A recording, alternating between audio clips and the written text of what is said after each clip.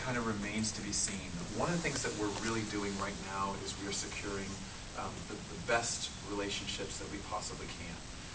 Obviously, it's something that we intend to release Crüxshadows material under.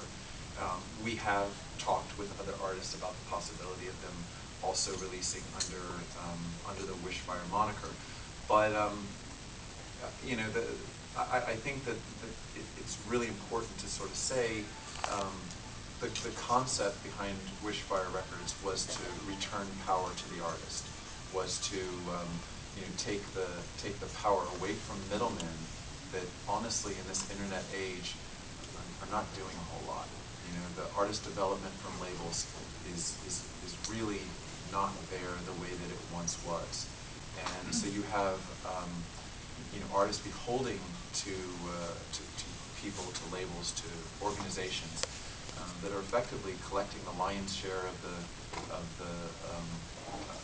money, of the returns from a disc, but you know, really not doing the same kinds of things that they once did, and particularly in the indie world where there is no huge push to get things onto radio or to make some of the more obvious things happen. That actually kind of leads into a question I had for a lot later, but I'm going to ask it now.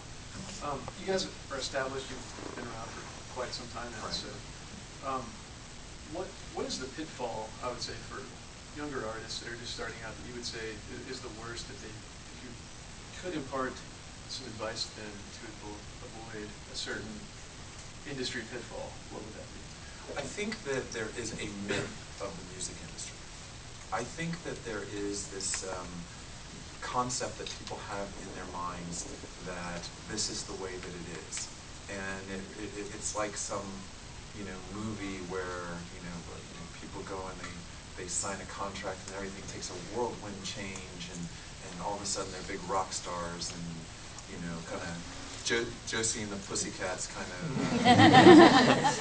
thing. And the reality is that is not true. There is an awful lot of work that goes into any level of success in the music industry.